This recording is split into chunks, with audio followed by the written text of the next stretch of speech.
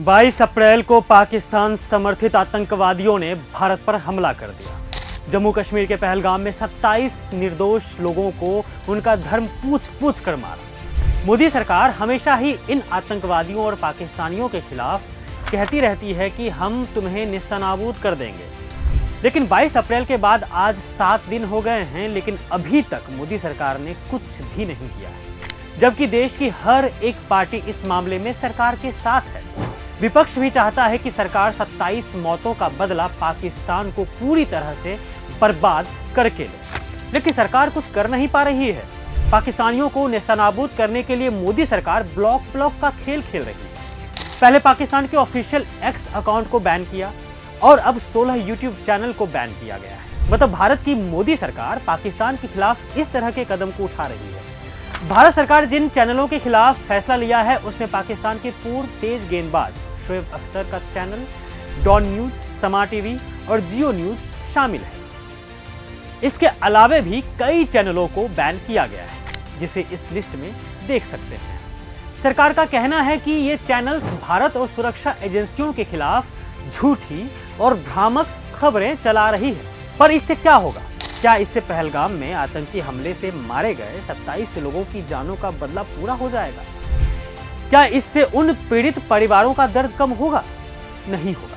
तभी तो अब लोगों को पूर्व प्रधानमंत्री आयरन लेडी इंदिरा गांधी याद आने लगी।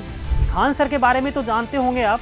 उन्होंने कहा है कि इंदिरा गांधी रहती तो आज भारतीय फौज लाहौर में आराम कर रही होगी। अब तक तो वह पाकिस्तान को खत्म कर चुकी होगी।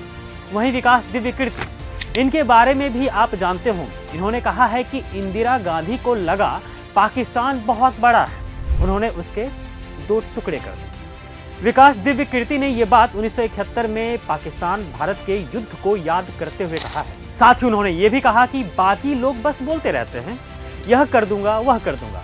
अब यह बात उन्होंने किसकी सरकार को लेकर कहा होगा, समझ ही रहे होंगे आप। वो तो विपक्षी है जो सरकार के साथ है, नहीं तो सरकार के मंसूबे लग नहीं रहे हैं कि इन्हें पाकिस्तान से बदला लेने का मन है।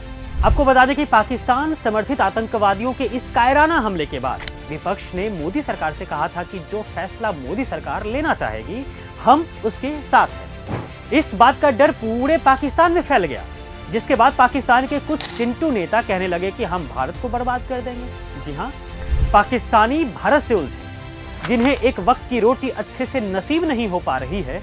ये भी छोड़िए, विपक्ष के साथ आने के बाद मोदी सरकार ने सिंधु जल समझौते को रद्द करने का फैसला लिया तो बिलावल भुट्टो जैसे पाकिस्तानी नेता कहने लगे कि पाकिस्तान का पानी रोका गया तो खून की नदियां बहेंगी।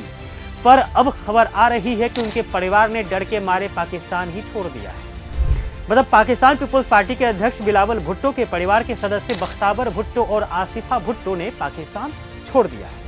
वहीं पाकिस्तान आर्मी के चीफ असीम मुनीर के परिवार ने भी देश छोड़ दिया है। असीम मुनीर ने प्राइवेट जेट के जरिए अपने परिजनों को ब्रिटेन और न्यू जर्सी भेजा है। यह वही इंसान था जिसने 22 अप्रैल को हुए आतंकी हमले से पहले पाकिस्तान के मुसलमानों को हिंदुओं से नफरत करने की सलाह दी थी। एक और पाकिस्तान के बेवकूफ नेता हैं जिसका नाम हनीफ अब्बासी है। ये महाशय पाकिस्तान के रेल मंत्री हैं। इसने भारत को परमाणु हमले की धमकी देते हुए कहा कि शाहीन, गोरी और गजनवी जैसी 130 मिसाइल भारत के लिए ही रखी गई। अगर भारत सिंधु जल संधि को रोकता है तो हम उसकी सांसें रोक देंगे। भारत को युद्ध के लिए तैयार रहना होगा। हमने ये मिसाइलें मॉडल बनाकर नहीं रखी हैं, इनका निशाना भारत की तरफ ही है। भारत हम पर इसलिए हमला नहीं कर रहा है क्योंकि हमारे पास परमाणु हथियार हैं।